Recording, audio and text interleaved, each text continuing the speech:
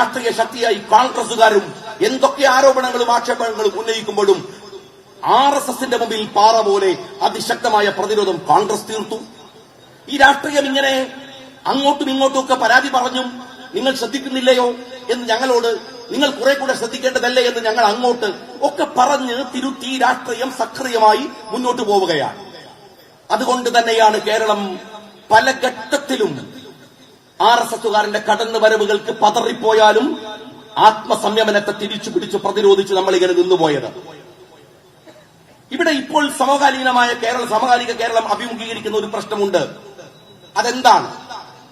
ഇന്നുവരെ വെറും വർത്തമാനങ്ങൾ മാത്രമാണ്. എന്നാൽ വളരെ കൃത്യമായി RSSന്റെ അജണ്ടക്കനുസൃതമായ വിധം ഡാറ്റകൾ ഉണ്ടാക്കി അതിശക്തമായി RSS നമ്മളൊന്നും അറിയാത്ത പണിയെടുത്തു. നമ്മളൊന്നും അറിയാതെ പോയത് എങ്ങനെയാണ്? അറിയാതെ പോയത് നമ്മൾ വിശ്വസിച്ചു പലരെയും. നമുക്കൊരു പ്രതീക്ഷ ഉണ്ടായിരുന്നു. അഭിപ്രായ വ്യത്യാസങ്ങൾ വേറെയാണ്. അഴിമതി ഉണ്ടായാൽ അത് വേറെയാണ്. അഴിമതി ഒരു ശക്തമായ ഗവൺമെന്റ് രണ്ടാമത് വന്നാൽ അഴിമതി തിരിച്ചു പിടിക്കാം നമുക്ക്. വർഗീയതയും അഴിമതിയും തമ്മിൽ വ്യത്യാസമുണ്ട്. അഴിമതിയേക്കാൾ അപകടകരമായ സാധനം വർഗീയതയാണ്. അഴിമതിയേക്കാൾ 1000 വട്ടം ഒരു രാജ്യത്തിനെ തകർക്കുന്നത് വർഗീയതയാണ്. ഒരു സംശയം അക്കാര്യത്തിലില്ല. എന്ത് അഴിമതി ആരോപണങ്ങൾ ഉണ്ടായിരുന്നാലും നമ്മൾ അടിസ്ഥാനപരമായ രാജ്യമെന്ന കോസിൽ നിൽക്കും എന്ന് നമ്മൾ വിചാരിച്ചു. പക്ഷെ RSS സമർത്ഥമായി പണിപറ്റിച്ചു. എങ്ങനെയാണ്? അവർക്കൊരു നിധി കിട്ടിയതുപോലെയാണ്. കേരളത്തിലെ ഏറ്റവും ശക്തമായ ഒരു രാഷ്ട്രീയ പ്രസ്ഥാനമായ CPM, അതിന്റെ പുൽക്കൊടിക്ക് പോലും വികാരം ഉണ്ടാക്കിയെടുക്കാൻ കഴിയുന്ന അതിലെ ഏറ്റവും കരുത്തനായ ഒരു രാഷ്ട്രീയ നേതാവ്, ശക്തൻ, വലിയ വാചോടാപങ്ങൾ നടത്താൻ കഴിയുന്നവൻ, ആരെയും തെറ്റിദ്ധരിപ്പിക്കാൻ കഴിയുന്ന രാഷ്ട്രീയ പാരമ്പര്യങ്ങൾ ക്രിയേറ്റ് ചെയ്യുന്നവൻ, അങ്ങനെയുള്ള ഒരു അതിശക്തനായ നേതാവിനെ തന്നെ കേരളക്കരയിൽ നിധി കിട്ടുന്നത് പോലെയാണ് RSSകാരന്റെ അജണ്ടയ്ക്ക് ലഭ്യമാകുന്നത്. അങ്ങനെയാണ് പിണറായി വിജയനെ വളരെ കൃത്യമായ ഒരു കാഴ്ചപ്പാടിൽ ഇവിടുത്തെ RSS സംഘപരിവാരം റാഞ്ചിയെടുക്കുന്നത്. അതിന് കാരണങ്ങൾ എന്തായിരുന്നു എന്ന് ചോദിച്ചാൽ, ഒന്നാമത്തെ കാരണം പിണറായി വിജയന് മാത്രം സ്വന്തമായിട്ടുണ്ടായിരുന്ന അഴിമതിയുടെ കറപുരണ്ട ജീവചരിത്രമാണ്. കേരള രാഷ്ട്രീയത്തിൽ അദ്ദേഹത്തിന് ആദ്യത്തെ ഭരണത്തിന് അവസരം കിട്ടിയത് ഇലക്ട്രിസിറ്റി ബോർഡ് ഭരിച്ചുകൊണ്ടാണ്, വൈദ്യുതി മന്ത്രിയായിക്കൊണ്ടാണ്. ആ വൈദ്യുതി മന്ത്രിയായ സമയത്ത് കേരളത്തിൽ അത്തവണത്തെ ഏറ്റവും വലിയ അഴിമതി അദ്ദേഹം നടത്തുന്നത് SNC ലാബിലും കരാറുമായിട്ടാണ്. ആ കരാറിന്റെ അന്വേഷണങ്ങളൊക്കെ അതിന്റെ വഴിക്ക് പോവുകയും CBI അതിന്റെ അന്വേഷണം പൂർത്തിയാക്കുകയും അത് സുപ്രീം കോടതിയുടെ മുമ്പിൽ വരികയും ഒക്കെ ചെയ്യുന്ന പശ്ചാത്തലത്തിലാണ് പിണറായി വിജയൻ കേരളത്തിന്റെ മുഖ്യമന്ത്രി പദത്തിലേക്ക് വീണ്ടും തെരഞ്ഞെടുക്കപ്പെടുന്നത്. കേന്ദ്രം ഭരിക്കുന്നത് സംഘപരിവാരമാണ്. കേന്ദ്രത്തിൽ ഭരിക്കുന്ന BJP ആണ്. അവർക്ക് വേണമെങ്കിൽ ഈ കേസിനെ ഏത് തരത്തിൽ കൊണ്ടുപോകാനും കഴിയുമെന്നത് സ്വാഭാവികമായും യാഥാർത്ഥ്യമാണ്. സ്വാഭാവികമായും ആ ഒരൊറ്റ കേസിനെ വെച്ചാണ് കേരളത്തിലെ മുഖ്യമന്ത്രിയെ ഇവിടുത്തെ RSS തങ്ങളുടെ വരുതിയിലാക്കി കൊണ്ടുവരുന്നത്. അതിനുശേഷം RSS നമ്മുടെ കണ്ണിൽ പൊടിയിടുന്ന തരത്തിലുള്ള പല വർത്തമാനങ്ങളും നമ്മുടെ നാട്ടിലുണ്ടായി. ഞാൻ RSSകാരൻ ഊരിപ്പിടിച്ച കത്തിന്റെ ഇടയിലൂടെ ഇങ്ങനെ ഇടക്കിടക്ക് ഇയാളെ കൊണ്ട് ഇങ്ങനെ പറയിപ്പിക്കുക. നമ്മൾ ആ കത്തി എവിടെയാണ്, ഇയാളൊരു സംഭവമാണെന്ന് പറഞ്ഞിട്ട് കുറെ സഖാക്കള് പോസ്റ്റ് ഇടുക. എന്നിട്ട് ഇങ്ങനെ വികാരപരിതർ, നമ്മൾ വെറുതെ തന്നെ വികാരപരിതരാകുക, ആവേശം നമ്മളിൽ ഇങ്ങനെ നിറക്കുക. അതിനിടയിലൂടെ പണികളൊക്കെ ഒപ്പിച്ചത് വളരെ കൃത്യമായി കേരളത്തിൽ ഒരു ഡീപ് സ്റ്റേറ്റ് പ്രോജക്ട് ഇവിടെ സംഘപരിവാരം നടപ്പിൽ വരുത്തി. അതാണ് ഇവിടുത്തെ അവസാനത്തെ ഒരു കാഴ്ച എന്ന് പറയുന്നത്. കൃത്യമായ ഒരു ഡീപ് സ്റ്റേറ്റ് പ്രോജക്ട് ഈ കാലയളവിൽ കേരളക്കരയിൽ നടപ്പിലാക്കി. നിങ്ങൾ മനസ്സിലാക്കുക, നമ്മൾ അൻവർ കേരളത്തിൽ ഈ വർത്തമാനം പറഞ്ഞു തുടങ്ങുമ്പോൾ അതിന് സ്വാഭാവികമായി മീഡിയകളുടെ, ജനങ്ങളുടെ ഒരു അംഗീകാരം കിട്ടി. പക്ഷെ അൻവർ ആദ്യം പറയുന്നതാണ്. പക്ഷെ പ്രശ്നം ആദ്യം പറയുന്നതല്ല. ഞങ്ങളൊക്കെ പറഞ്ഞിട്ടുണ്ട്. ഇതാ ഉമ്മർ മാഷ് ഉണ്ടല്ലോ ഇവിടെ, ബഹുമാനായ എന്റെ നേതാവ് മുനീർ സാഹിബുണ്ട്. ഞാൻ ഉമ്മർ മാഷ് നിങ്ങളുടെ പ്രതിനിധിയായി നിയമസഭയിൽ ഉണ്ടാകുമ്പോ ഞാൻ ഉണ്ടായിരുന്നു. അവിടെ നിശബ്ദമായിരുന്നിട്ടില്ല. ഞങ്ങൾ കാട്ടേണ്ടത് ചൂണ്ടിക്കാട്ടിയിട്ടുണ്ട്. അപകടം വരുന്ന വഴിയെ അവരോട് പറഞ്ഞിട്ടുണ്ട്. പ്രശ്നങ്ങൾ ഉണ്ടെന്ന് സൂചിപ്പിച്ചിട്ടുണ്ട്. എല്ലായിടത്തും സംസാരിച്ചിട്ടുണ്ട്. പക്ഷേ അൻവർ പറയുമ്പോൾ അതിന് കിട്ടുന്ന ഒരു രാഷ്ട്രീയം വേറെയാണ്. കാരണം അൻവർ മലപ്പുറത്ത് UDFനെ തകർക്കാൻ CPM എടുത്ത ഒരു രാഷ്ട്രീയ തുരുമ്പ് ചീട്ടാണ്. ആ തുരുമ്പ് ചീട്ട് തന്നെ അവർക്കെതിരെ തിരിയുന്നു. നിവൃത്തികെട്ട ഒരു സാഹചര്യത്തിൽ അൻവർ ഇത് പറയുന്നു, ഞങ്ങൾ പറഞ്ഞത് തന്നെ. പക്ഷെ അൻവർ പറഞ്ഞിടത്തും ഒരു പ്രശ്നമുണ്ട്. എന്താ അൻവർ പറഞ്ഞത്? കേരളം ഭരിക്കുന്നത് പോലീസാണ്. അപ്പൊ സുജിത് ദാസിനെ പറഞ്ഞു, അജിത്തിനെ കുറിച്ച് പറഞ്ഞു, പോലീസാണ്. പോലീസിൽ അജിത്തിനെ പോലെയുള്ള ക്രിമിനലുകളുണ്ട്, എന്താണ് നൊട്ടോറിയസ് ക്രിമിനലുകളുണ്ട്. അപ്പൊ നമ്മൾ കരുതുന്നത് ആഭ്യന്തര വകുപ്പിൽ പോലീസാണ് രാജ്യം ഭരിക്കുന്നത് എന്നാണ്. പിന്നെ കുറെ ആളുകൾ വിചാരിച്ചത് കുറെ ഗുണ്ടകൾ രാജ്യം ഭരിക്കുന്നു CPM-ന്റെ. എന്നാൽ ഇന്നലെ ഹിന്ദുവിന്റെ വിശദീകരണത്തോടെ മനസ്സിലാവുന്ന ഒരു കാര്യമുണ്ട്. ഈ സാധു പോലീസുകാരല്ല, ഇവിടുത്തെ തെരുവിലെ പാർട്ടിക്ക് വേണ്ടി മരിക്കുന്ന ഗുണ്ടകളുമല്ല, ചെറിയ ചെറിയ അഴിമതികൾ നടത്തി ജീവിക്കുന്ന കോഴിക്കോട് കോർപ്പറേഷനിലൊക്കെ ഉള്ള ചെറിയ സഖാക്കൾ മാത്രമല്ല. എന്നാൽ ഈ സ്റ്റേറ്റിനെ നിയന്ത്രിക്കുന്നത് PR ഗ്രൂപ്പാണ്, ഒരു വലിയ PR ഗ്രൂപ്പാണ്. ആ PR ഗ്രൂപ്പിന്റെ തലപ്പത്തിരിക്കുന്നത് അമിത്ഷയാണ്. ആ PR ഗ്രൂപ്പിനെ നിയന്ത്രിക്കാൻ അവർക്ക് പേ ചെയ്യുന്നത് പോലും നിങ്ങൾ മനസ്സിലാക്കേണ്ട ഒരു കാര്യമുണ്ട്. ഇവിടെ PRD ഉണ്ട്. ഗവൺമെന്റിന്റെ പിണറായി വിജയനെ മാർക്കറ്റ് ചെയ്യാൻ ഗവൺമെന്റ് ചെലവിൽ PRD ഉണ്ട്. ആ PRD നിലനിൽക്കുമ്പോൾ തന്നെ കോടിക്കണക്കിന് ഉറുപ്പിക കൊടുത്ത് ഒരു PR ഗ്രൂപ്പിനെ ഇന്ത്യയിൽ ഈ പിണറായി വിജയനെ സ്ഥാപിക്കാൻ നിർത്താൻ കഴിയുന്നത് എങ്ങനെയാണ് എന്ന് പരിശോധിക്കേണ്ട കാര്യമല്ലേ? ഇനി ഇതിന്റെ നാൾവഴികളൊന്ന് പരിശോധിച്ചോളൂ നിങ്ങൾ. ഞാൻ പലതവണ പറഞ്ഞു, അതിൽ ഏറ്റവും സുപ്രധാനമായ പോലീസിന്റെ ഇടപെടൽ ഒന്ന് ഏതാണെന്നറിയുമോ? കർണാടക തെരഞ്ഞെടുപ്പിനോട് അനുബന്ധമായ സമയം. ആ ഇൻസിഡന്റ് എലത്തൂരിൽ ഉണ്ടാകുമ്പോൾ ഞാൻ പറഞ്ഞു, എനിക്കിപ്പോഴും എന്റെ പ്രസംഗത്തിന്റെ കോപ്പി എന്റെ കയ്യിലുണ്ട്. ഞാൻ അന്ന് പറഞ്ഞു ഇത് കർണാടക തെരഞ്ഞെടുപ്പുമായി ബന്ധപ്പെട്ട വിഷയമാണ്. ഞാനിത് പറഞ്ഞു എന്ന് പറഞ്ഞാൽ ഏറ്റവും സാമാന്യമായി ആർക്കും മനസ്സിലാവുന്ന കാര്യമാണ്. കർണാടക തെരഞ്ഞെടുപ്പ് അട്ടിമറിക്കാൻ ആസൂത്രണം ചെയ്ത ഒരു ഏർപ്പാടാണ് ഇവിടെ നടന്നത്, എലത്തൂരിൽ സംഭവിച്ചത്. ആരായിരുന്നു അതിന്റെ പുറകിലുണ്ടായിരുന്നത്? ഈ പറയുന്ന ക്രിമിനൽ എന്ന് പറയുന്ന അജിത് കുമാർ തന്നെ,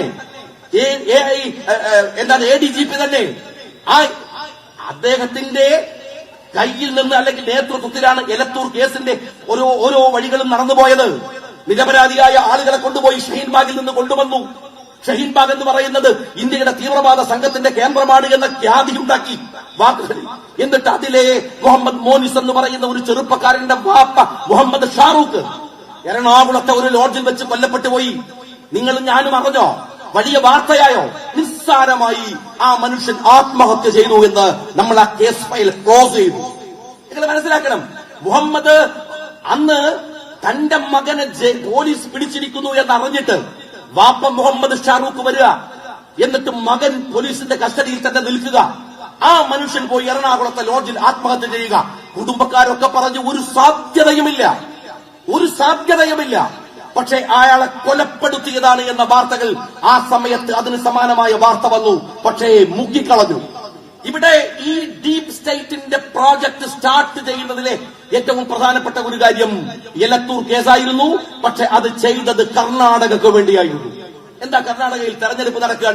നമുക്കറിയാം, ഗോത്ര അടക്കമുള്ള സംഭവങ്ങൾ ഇന്ത്യയിൽ ഈ RSS സംഘപരിവാരം കൊണ്ടുവരുന്നത് തെരഞ്ഞെടുപ്പിന്റെ മുന്നോടിയായിട്ടാണ്. അതിന് സമാനമാം വിധത്തിലാണ് എലത്തൂർ കേസിനെ ഇവർ വളർത്തിയെടുക്കാൻ ശ്രമിച്ചത്. കർണാടക തെരഞ്ഞെടുപ്പ് കഴിഞ്ഞു. എല്ലാ പ്രതീക്ഷകളെയും അട്ടിമറിച്ചു. 82% ഹിന്ദു സഹോദരന്മാർ പാർക്കുന്ന കർണാടക RSS സംഘപരിവാരത്തെ തൂത്തെറിഞ്ഞു.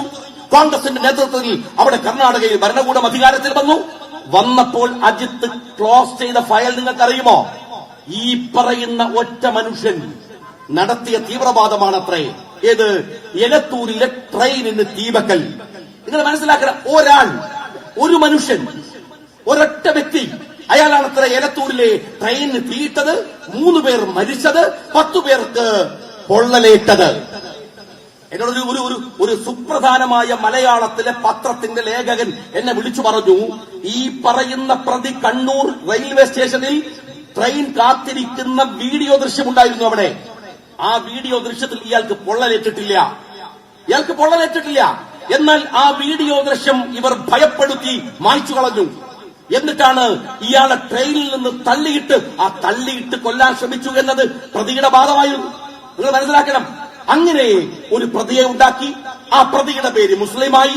കൂടെ കുറെ മുസ്ലിങ്ങളെ ഷഹീൻബാഗിൽ നിന്ന് കൊണ്ടുവന്നു. നിരന്തരമായ പീഡനം, കേസ്, വർത്തമാനം. ബാംഗ്ലൂർ തെരഞ്ഞെടുപ്പ്, കർണാടക തെരഞ്ഞെടുപ്പ് കഴിഞ്ഞു. ആ കേസും കഴിഞ്ഞു. ആദ്യത്തെ ഈ പറയുന്ന അജിത്തിന്റെ അജണ്ട, അല്ലെങ്കിൽ ഈ ഡീപ് സ്റ്റേറ്റ് പ്രോജക്ടിന്റെ അജണ്ട അതായിരുന്നു. രണ്ടാമത് പിന്നീട് തുടങ്ങി. നമുക്കറിയാം തൃശൂർ തെരഞ്ഞെടുപ്പ്. എനിക്കൊരു പ്രയാസമില്ല, ആരുടെ മുമ്പിലും നെഞ്ചു വിരിച്ച് പറയാൻ കഴിയും. ഞങ്ങൾ മുസ്ലിം ലീഗിന്റെ വേദിയിൽ നിന്ന് പറഞ്ഞിട്ടുണ്ട്, തൃശൂരിൽ കൂട്ടുകെട്ട് നടക്കുന്നു. അത് അൻവർ അപ്പോ ഞങ്ങൾ പറഞ്ഞു കൊടുത്തിട്ടുണ്ടായിരുന്നില്ലല്ലോ. അൻവർ ഇടതുപക്ഷത്തിന് വേണ്ടി പ്രസംഗിക്കുകയായിരുന്നല്ലോ. രാഹുൽ ഗാന്ധിയെ ചീത്ത വിളിക്കുകയായിരുന്നല്ലോ പ്രിയപ്പെട്ട അൻവർ. ആ സമയത്ത് ഞങ്ങൾ പ്രസംഗിക്കുന്നുണ്ട്, ഇതാ തൃശൂർ അഡ്ജസ്റ്റ്മെന്റ് നടക്കാൻ പോവുകയാണ്. അന്ന് ചോദിച്ച ചോദ്യം ഇതാണ്, വീണ വേണോ ഗോപി വേണോ? വീണ വേണോ, സുരേഷ് ഗോപി വേണോ, അല്ലെങ്കിൽ വീണനെ വേണോ എന്നാണ്. മുഖ്യമന്ത്രിക്ക് വീണയെയാണ് വേണ്ടതെങ്കിൽ ഗോപിയെ ജയിപ്പിക്കണം. ഇനി ഗോപിയെ ആണോ വേണ്ടത്, എന്നാൽ വീണ ജയിലിലേക്ക് പോകണം. രണ്ട് ഓപ്ഷനേ ഉള്ളൂ മുഖ്യമന്ത്രിയുടെ മുമ്പിൽ ഉണ്ടായിരുന്നത്. അതിന് മുഖ്യമന്ത്രിയെ സമ്മർദ്ദത്തിലാക്കാൻ അതിന്റെ തുടർച്ച, അതിന്റെ ഇത്തിരി ദിവസങ്ങൾക്ക് മുമ്പുള്ള കേരളത്തിലെ മീഡിയകൾ മാത്രം നിങ്ങൾ ഡേറ്റ് വെച്ചാൽ കിട്ടുമല്ലോ. നിങ്ങൾ പരിശോധിക്ക് അതിന്റെ തൊട്ടു മുമ്പുള്ള ദിവസങ്ങൾ എന്തൊക്കെയാണ്, എന്തൊക്കെ വർത്തമാനങ്ങളായിരുന്നു. ഇഡി വരുന്നു, CBI വരുന്നു, നമ്മൾ ഇതുവരെ കേൾക്കാത്ത ഒരു അന്വേഷണ ഏജൻസി SFIO വരുന്നു. ബഹളമയമാണ്, വലിയ പ്രശ്നങ്ങളാണ്. ഇതാ മുഖ്യമന്ത്രിയുടെ മകൾ നാളെ അറസ്റ്റിലായെന്ന് കേൾക്കുന്നു. ഇടയ്ക്കിടയ്ക്ക് ഓരോരുത്തർ വിളിക്കും, അറസ്റ്റ് ചെയ്യുമെന്നാണല്ലോ വർത്തമാനം. അപ്പൊ നമ്മളും തന്നെ അങ്ങനെ തോന്നുന്നുണ്ട്.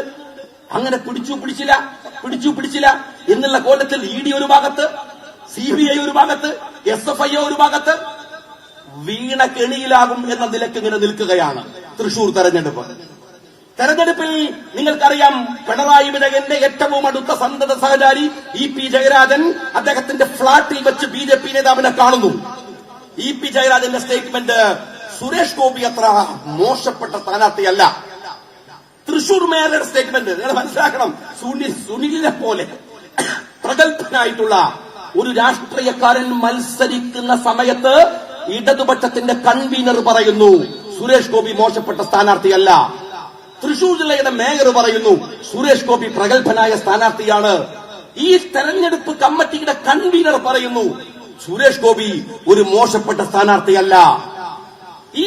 ഈ അവസരത്തിലാണ് അവിടെ അതിനേക്കാൾ വേറെ രസമുള്ള ഒരു കാര്യം. ഇപ്പോ ഞാൻ നിങ്ങളോട് ചോദിക്കട്ടെ, സാമാന്യ യുക്തി എന്നൊരു സാധനം ഉണ്ടല്ലോ. അതിന് മുനീർ സാഹിബോ KM ഷാജിയോ അൻവറൊന്നും പ്രസംഗിക്കണ്ടല്ലോ. സാമാന്യ യുക്തി നിങ്ങൾക്കുണ്ടല്ലോ. പത്രം വായിക്കുന്നവരാണല്ലോ, ദിവസവും റീല് കാണുന്നവരാണല്ലോ, നിങ്ങൾ മീഡിയ നോക്കുന്നവരാണല്ലോ. ഞാൻ നിങ്ങളോട് ചോദിക്കട്ടെ, എവിടെ പോയി SFIO? കോടതിയിൽ കൊടുക്കേണ്ട ഫയൽ കൊടുത്തിട്ടില്ല ഈ നിമിഷം വരെ. എവിടെ പോയി ED? നിങ്ങൾ വെറുതെ സാമാന്യ യുക്തി ആലോചിക്ക്. എന്തിന്? വീണയുടെ പേര് പോലും കേൾക്കാനില്ല. വീണ എന്താണ് കുഴി കുഴിച്ച് അപാതാളത്തിലേക്ക് പോയോ? ഇല്ലല്ലോ. എല്ലാവരും കേട്ടിരുന്നതല്ലേ വീണയെ കുറിച്ച്? എന്തേ ആഫ്റ്റർ പാർലമെന്റ് തെരഞ്ഞെടുപ്പ് വീണയെ കുറിച്ച് സംസാരമില്ലാത്തത്, വീണയെ കുറിച്ചുള്ള വർത്തമാനങ്ങളില്ലാത്തത്, വീണയെ അറിയാത്തത്? അവിടെയും നിൽക്കുന്നില്ല. ഞാൻ നിങ്ങളുടെ ഓർമ്മയിലേക്ക് വേറൊരു സാധനം പറഞ്ഞുതരാം. ഏതാണ്? കരുവന്നൂർ ബാങ്ക്. നമ്മുടെ സുരേഷ് ഗോപിന്റെ നടത്തണ്ട് നൊരയും പിണ്ടിയൊക്കെ ഇങ്ങനെ വന്നിട്ട് ആ സാധുവിന്റെ നടത്തത്തെ ഒരാദ്യമായിട്ടൊന്ന് തെരുവിൽ നടന്നു നോക്കിയതാണ്. സിനിമയിലൊക്കെ ആണെങ്കിൽ ഡെമ്മിനെ വെച്ച് നടത്താം. ഇതായാലും നടക്കൂല, ഡ്യൂപ്പിനെ വെച്ചാൽ മതി. ഇത് നേരെ നടക്കണം. ക്യാമറ അങ്ങനെ പിടിച്ചുകൊടുക്കാൻ നൊര വരുന്നു, പിണ്ടി വരുന്നു. അങ്ങനെ പോയ സുരേഷ് ഗോപി മന്ത്രിയായിട്ട് മാസങ്ങൾ കഴിഞ്ഞില്ലേ? കരുവന്നൂര് വേണ്ട എന്നൊരു വാക്ക് പറഞ്ഞോ? എന്റെ സുരേഷ് ഗോപി കരുവന്നൂരിൽ നിങ്ങൾ പറഞ്ഞ ബാങ്കിലെ അഴിമതി, നിങ്ങൾ നടന്ന ജാഥ, ഇഡിയുടെ വിവരമില്ല, CBIയുടെ വിവരമില്ല, SFIOയുടെ വിവരമില്ല എന്ന് പറയുന്ന പോലെ തന്നെ സുരേഷ് ഗോപിയുടെ കരുവന്നൂർ ബാങ്കിനെ കുറിച്ചുള്ള പരാമർശവുമില്ല. ഇത് സാമാന്യ യുക്തിക്ക് പരിശോധിച്ചാൽ മനസ്സിലാവും ഇത് എവിടെയാണ്, എപ്പോഴാണ്, എന്തിനാണ് ഈ കോംപ്രമൈസ് നടന്നത് എന്ന്. ഒരു കാര്യം നിങ്ങൾ മനസ്സിലാക്കേണ്ടത്, തൃശൂരില് സുരേഷ് ഗോപി പറഞ്ഞ പോലെ ഞാൻ തൃശൂർ ഇങ്ങ് എടുക്കുക എന്നാ പറഞ്ഞിരുന്നത്. തൃശൂർ സുരേഷ് ഗോപി എടുത്തതല്ല. സുരേഷ് ഗോപിയുടെ കയ്യിലേക്ക് വെള്ളിത്തളികയിൽ ഇവിടുത്തെ പിണറായി വിജയൻ എന്ന കേരളത്തിന്റെ മുഖ്യമന്ത്രി കൊണ്ടുപോയി കൊടുത്തതാണ് തൃശൂരിലെ പാർലമെന്റ് സീറ്റ്. അത് അവിടുത്തെ കണക്ക് പരിശോധിച്ചാൽ അറിയാം. അതുമായി ബന്ധപ്പെട്ട അവിടുത്തെ അതുമായി ബന്ധപ്പെട്ട ഓരോ രാഷ്ട്രീയവും പരിശോധിച്ചാൽ നിങ്ങൾക്ക് മനസ്സിലാവും. ഈ ഡീപ് സ്റ്റേറ്റ് പ്രോജക്ടിന്റെ ഏറ്റവും അപകടകരമായ മറ്റൊരു പ്രക്രിയയായിരുന്നു മലപ്പുറത്ത് അൻവർ ചൂണ്ടിക്കാണിച്ചിട്ടുള്ള. നേരത്തെ തന്നെ മുസ്ലിം യൂത്ത് ലീഗിന്റെയൊക്കെ MSFന്റെയൊക്കെ നേതാക്കന്മാർ പറഞ്ഞുകൊണ്ടിരുന്ന മലപ്പുറം ജില്ലയിൽ അവിടുത്തെ പോലീസിനെ സുജിത് ദാസ് എന്ന് പറയുന്ന അപകടകാരിയായ SP-യെ ഉപയോഗിച്ച് നടത്തിയിട്ടുള്ള അവിടുത്തെ മറ്റൊരു പ്രോജക്ട് വളരെ കൃത്യമായി RSSകാരൻ മലപ്പുറം ജില്ലാ രൂപീകരണ കാലം മുതൽ പറയുന്നുണ്ട്. അവിടെ കുഴപ്പമാണ്. 80% മുസ്ലിങ്ങൾ പാർക്കുന്ന ഇടമാണ്. അതുകൊണ്ട് ജില്ല കൊടുക്കരുത്. ജില്ല കൊടുത്താൽ അവർക്ക് എന്തോ വലിയ അധികാരം വരുന്നാണ് ഈ നാട്ടില്. എന്നിട്ടോ അവർ പാകിസ്ഥാന്റെ കപ്പലുകൾ തീരദേശത്ത് അണയും. താനൂരിൽ, പൊന്നാനിയിൽ, തിരൂരങ്ങാടിയിൽ അവിടങ്ങളിലൊക്കെ വരാൻ സാധ്യതയുണ്ട്. അതുകൊണ്ട് മലപ്പുറത്തെ ഒരു ജില്ലയായി പോലും പ്രഖ്യാപിക്കരുത് എന്ന ക്യാമ്പയിൻ നടത്തിയ RSSകാരൻ. പക്ഷെ അവർക്ക് അതിനെ അതിജയിക്കാൻ പറ്റിയില്ല. പിന്നെ അവർ പറഞ്ഞത് മലപ്പുറത്ത് റമദാൻ മാസം ഒരു രക്ഷയില്ല, മലപ്പുറത്തിന്റെ ഒരു ഭാഗത്തൊരു അമുസ്ലിം പെട്ടാൽ പെട്ടതാണ്, ഒരു തുള്ളി വെള്ളം കിട്ടില്ല, അവൻ വല്ലാതെ വലഞ്ഞു പോകും. RSSന്റെ ആരോപണമായിരുന്നു. അങ്ങനെ ഒരു സംഭവം ഇല്ല എന്ന് മലപ്പുറത്തെ ഹിന്ദു സഹോദരന്മാർ മുമ്പിൽ വന്ന് പറയാൻ തുടങ്ങി. ജീവിതം കൊണ്ട് അവരെ തെളിയിച്ചു. അങ്ങ് തെക്കിൽ നിന്ന് തിരുവനന്തപുരത്ത്, കോട്ടയം ജില്ലകളിൽ നിന്നൊക്കെ ആരെങ്കിലും മലപ്പുറത്ത് ജോലി ആവശ്യാർത്ഥമോ ബിസിനസ് ആവശ്യാർത്ഥമോ വന്നാൽ അവനവിടെ പാർപ്പായി. ആ നാട്ടുകാരുടെ സ്നേഹം അവന് വലിയ ഇഷ്ടമായി. മലപ്പുറത്തുകാരന്റെ ആതിഥേയത്വം ആ ഒരു ജില്ല എന്ന നിലയ്ക്ക് അവർ സ്വീകരിക്കുന്ന അവന്റെ ഒരു കൾച്ചർ ഞങ്ങൾക്ക് ഇഷ്ടമാണ് എന്നവർ പറയാൻ തുടങ്ങി. RSSകാരൻ അവന്റെ ഈ ആരോപണങ്ങൾ, അവന്റെ ഒരു പോസ്റ്റ് ട്രൂത്ത് കാലത്തിലെ കള്ളത്തരങ്ങൾ ജനങ്ങളെ വിശ്വസിപ്പിക്കാൻ കഴിയാതെ വരുമ്പോഴാണ് ഈ പറയുന്ന RSSന് വിടുപണിയെടുക്കുന്ന പിണറായി വിജയന്റെ പോലീസ് വരുന്നത്. സുജിത SP ആയി. നിങ്ങൾ മനസ്സിലാക്കേണ്ടത്, നിങ്ങളും ഞാനൊക്കെ പ്രസംഗിച്ചങ്ങ് പോവുക, നിങ്ങളത് കേട്ടുപോവുക. പക്ഷേ ഇന്ത്യ മഹാരാജ്യത്ത് റെക്കോർഡിക്കലായി ഇപ്പോൾ മലപ്പുറം ജില്ലക്കെതിരായി ഒരു കാര്യമുണ്ട്. അത് പിണറായി വിജയൻ ഹിന്ദുവിലെ ലേഖനം തിരുത്തിയാൽ മാറുന്നതല്ല, അത് അൻവർ പ്രസംഗിച്ചാൽ തീരുന്നതല്ല, ഏതെങ്കിലും തരത്തിൽ നിൽക്കുന്നതല്ല, അത് ഡോക്യുമെന്റലാണ്. എന്താണെന്നറിയുമോ? ഇന്ത്യയിലെ ഏറ്റവും വലിയ ക്രിമിനൽ റേറ്റ് ഉള്ള ജില്ല മലപ്പുറം ജില്ലയാണ്. വെറുതെ പരിശോധിച്ചു നോക്ക്. അൻവർ പറയുന്ന ഒരു കാര്യമുണ്ട്, നാളെ പാർലമെന്റിൽ ഒരു ചോദ്യം വരികയാണ്, ഇന്ത്യയിലെ ഏറ്റവും വലിയ ക്രിമിനൽ റേറ്റ് ഉള്ള സ്റ്റേറ്റ് ഏതാണ്, ജില്ല ഏതാണ്? ഉത്തരം പറഞ്ഞല്ലേ മതിയാവൂ. ആ ഉത്തരം എന്തായിരിക്കും? മലപ്പുറം ജില്ലയായിരിക്കും. ഏത് മലപ്പുറം ജില്ല? 85% മുസ്ലിങ്ങൾ താമസിക്കുന്ന മലപ്പുറം ജില്ല. നിങ്ങൾ മനസ്സിലാക്കേണ്ടത്, സുജിത് ദാസ് എന്ന് പറയുന്ന SP-യുടെയും അജിത് എന്ന് പറയുന്ന ADGP-യുടെയും മാത്രം അജണ്ടയാണോ? അല്ല. മലപ്പുറം ജില്ലയിലെ പിണറായി വിജയന്റെ വലം കൈ എന്ന് പറയാവുന്ന അദ്ദേഹത്തിന്റെ മോഹൻദാസ് എന്ന് പറയുന്ന CPM-ന്റെ ജില്ലാ സെക്രട്ടറി, ഇവർ 3 പേരും ചേർന്നുണ്ടാക്കിയ അജണ്ടയാണ്.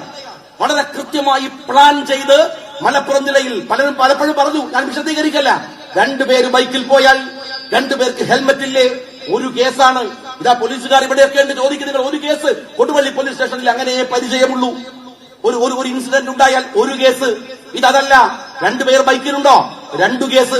ഇനി വേറൊരു വണ്ടി പിടിച്ചാൽ ആ വണ്ടിയിൽ ഒരു നിയമവിരുദ്ധമായ എന്തെങ്കിലും തരത്തിൽ ആ വണ്ടിയുടെ ആക്ടിവിറ്റി ഉണ്ടോ, ആ വണ്ടി പിടിച്ചാൽ അത് 4 പേരുണ്ടെങ്കിൽ 4 FIR. അപ്പോഴെന്തായി? കേസുകളുടെ എണ്ണം ഇങ്ങനെ കൂടി വന്നു. വളരെ കൃത്യമായി കണക്കുകൾ ഉണ്ടാക്കി. ആ കണക്കുകൾ ഉണ്ടായി കഴിഞ്ഞ് കൃത്യമായി അത് വിശദീകരിക്കുന്ന അവസ്ഥയും വന്നു. നിങ്ങൾ മനസ്സിലാക്കേണ്ട ഒരു കാര്യമുണ്ട്. ഞാൻ ഇപ്പോ കത്തുന്ന വിവാദം എന്താണ്? മുഖ്യമന്ത്രി ഹിന്ദു പത്രത്തിനകത്ത് കൊടുത്ത അഭിമുഖവുമായി ബന്ധപ്പെട്ട് ബഹുമാനായ മുനീർ സാഹിബ് ആ PROയുടെ ആ ക്രോണോളജി വളരെ കൃത്യമായി പറഞ്ഞിട്ടുണ്ടാകും. അദ്ദേഹം അതിന്റെ ഓരോ കാര്യങ്ങളും നേരത്തെ തന്നെ മീഡിയ രംഗത്ത് നിരീക്ഷിക്കുന്ന ഒരാൾ എന്ന നിലക്ക് അദ്ദേഹത്തിന് അറിയാൻ പറഞ്ഞിട്ടുണ്ടാകും. ഞാൻ ഒരു കാര്യം മാത്രം ചോദിക്കട്ടെ, എങ്ങനെയാണ് അതും ഹിന്ദു പത്രത്തിൽ കേരളത്തിലെ മുഖ്യമന്ത്രി ഒരു ഇന്റർവ്യൂ കൊടുക്കുന്നതിന്റെ പ്രാധാന്യം എന്താണ്? ആലോചിച്ച് നോക്ക് നിങ്ങൾ. ദേശീയ പ്രാധാന്യമുള്ള ഒരു പാർട്ടിയല്ല, ദേശീയ പ്രാധാന്യമുള്ള ഒരു നേതാവല്ല, കേരളത്തിന്റെ പുറത്തുപോയാൽ ഒരു മനുഷ്യനെ അറിയുന്ന സംഘടനയല്ല.